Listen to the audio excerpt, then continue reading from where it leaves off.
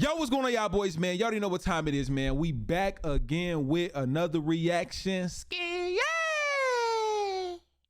yeah! And today we have another sad case of these friends must be stopped. Today's title of the video is called Bride to Be Paralyzed by Best Friend. You know what I'm saying? And it's sad to say, even by the title and description, I read it right now. She had an accident during her bachelorette party. She became paralyzed. Ladies, right now, ladies and fellas, I'm gonna just ask this for a lot of people who are, you know, potentially getting married, that is married, or just in general, right? Just imagine a day before your wedding that you are paralyzed, or a few days, a week, a month before your wedding, you become paralyzed. You know, your significant other become paralyzed. Just imagine how, like, you know, heartbreaking that is, just to know that you won't be able to walk down that aisle. You know what I'm saying? Like, it got to be sad. You know, the honeymoon afterwards. You know what I'm saying? Like, it just got to be a lot going through your head to know, y'all get what I'm saying. You know, I don't gotta say too much, really. Y'all get what I'm saying. I'm gonna just let that sink in for y'all and let y'all know, man, one like equals one prayer. You know, the more like, or each like equals one prayer. Each equal 100 prayers. I'm gonna say that, not one prayer. One like equals 100 prayers, man, for her and her family, man. Hopefully she's able to recover and they can possibly, you know, renew their vows and do everything all over. But I'm positive that, you know, her husband made this, and her family made this probably just as special, you know, while she was paralyzed, you know. But let's get into this video right now, man. Make sure if y'all enjoyed this reaction that you smash the like button, comment and subscribe for your boy, man. And let's I remember standing on the side of the pool. My best friend came up and pushed me in the back, and I ended up breaking my neck. The way I was treated afterwards really wasn't nice. This woman was left paralyzed by her bridesmaid. It all happened. I'm sorry, chat. I'm sorry. So her best friend pushed her into the pool. Like, was the pool like 3 feet or something like that? Like, how did she break her neck? Or whatever she broke. My bad. Let me rewind this. Yeah, that's crazy. Like, I ain't gonna lie. Me and my best friend would have been fighting. Would have been scrapped, man. What? I remember standing on the side of the pool. My best friend came up and pushed me in the back, and I ended up breaking my neck. The way I was treated afterwards really wasn't nice. This woman was left paralyzed by her bridesmaid. It all happened 5 weeks before her wedding. Hey, so my name is Rachel Chapman. I was pushed into a pool at my bachelorette party and sustained a spinal cord injury. I remember the entire day so perfectly. I went to try on my wedding dress for the last time. I had a fitting. I was getting my hair done to do kind of like a test run before the wedding. It was just so exciting, and that night was the bachelorette party. So the limo came to pick us up. We were super excited, and we went all around Virginia Beach, my hometown, going to all of my old spots, dancing, meeting new people, and just having the best time ever. And I would honestly say it was one of the best nights of my life. But at the end of the night, we were really, really like exhausted, and our feet hurt from all the dancing, and we decided to go back home. So we went back to the house, and I remember changing out of my outfit and into my bathing suit very quickly. And I remember standing on the side of the pool, and I hesitated because it was May and it was still really, really cold outside.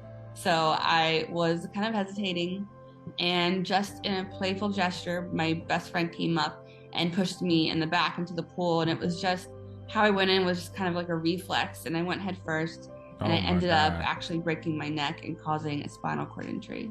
So after I hit the water, my body instantly went basically stiff, and I couldn't do anything. But I just know they helped me kind of to the top of the water.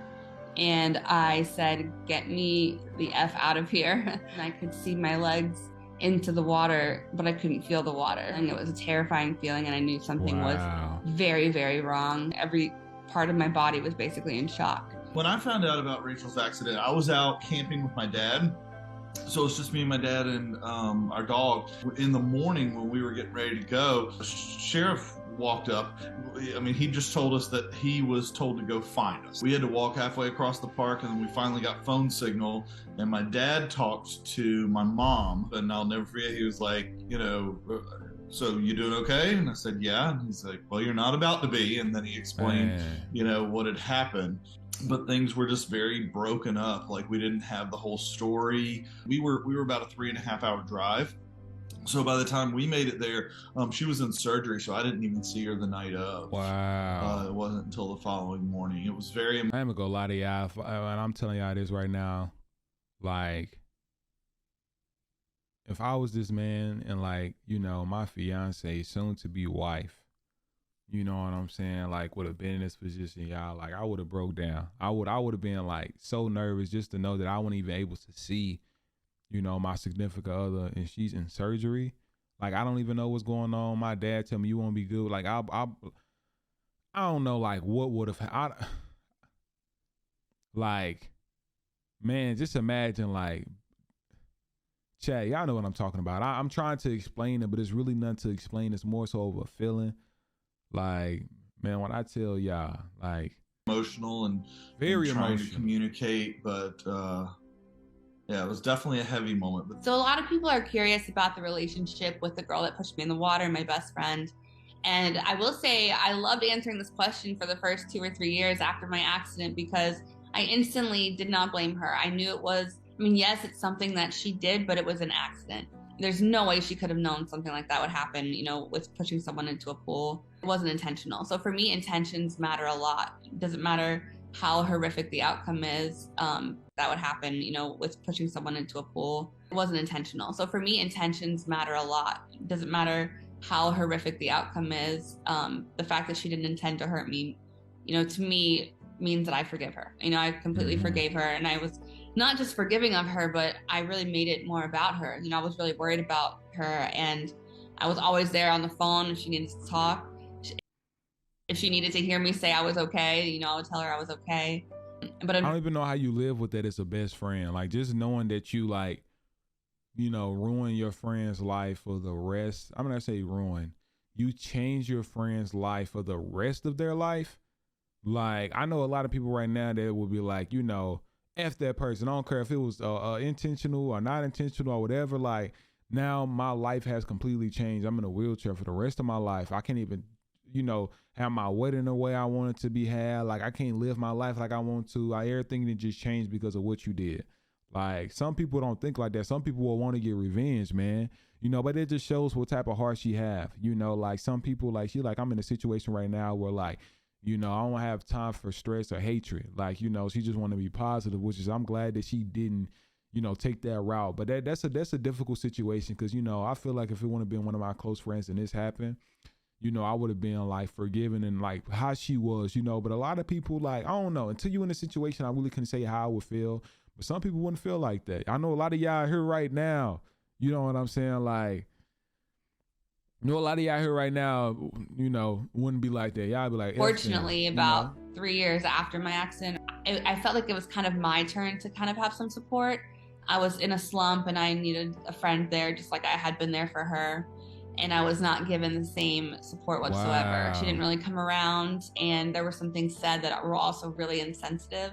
It was kind of hard to forgive that stuff because, like I said, intentions matter.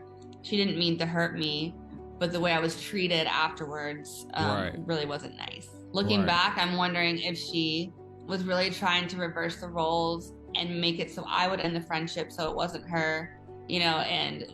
Why was she... That's crazy. I just thought about that. You know, she also said, like, I was calling her, I was checking up her, making sure she was good. Just imagine paralyzing your friend and never calling and never checking up and never making sure that they are okay, at least. You know, they got to be messed up. That has to be messed up to know, like, you're the reason that you don't even want to call and check on your friend and make sure that she's good mentally and emotionally, even though she's not okay physically, is crazy. You know, and how in that way, I don't really know. We were excited to get married. Real situations expose fake people.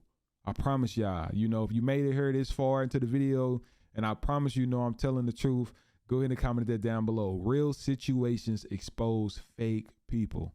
And unfortunately, I was in rehab during that time. Yeah, that was a really emotional day. Like, as our, you know, wedding day passed while we were in the hospital. The day of wasn't so bad, but the night of was really bad. And we can't, you know, be in the same bed together. We knew that next day we would have been leaving on our honeymoon. And then instead I have, you know, physical therapy the next day. So It was tough.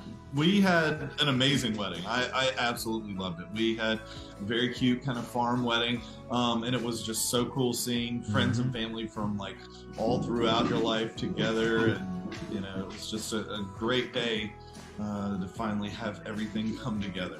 So I knew I wanted kids. I just knew he'd be a great dad, and I just wanted so badly to, you know, have a kid with him. And so we got married, and then I guess it was, you know, a couple years down the road, I was like, I think it's time. Like, I think it's time for us to kind of start a family. So for me, it's not because of my paralysis that I can't be pregnant, but it's because of medication that I take. Wow. So there's a big misconception. I just want people to understand that someone could have my exact injury and actually still get pregnant and have a baby. I just personally was on a lot of medication. And so I decided to go the route of surrogacy. Only problem is I needed to find a surrogate. And that's the hardest part. And I remember I wrote a blog and I put it on Facebook.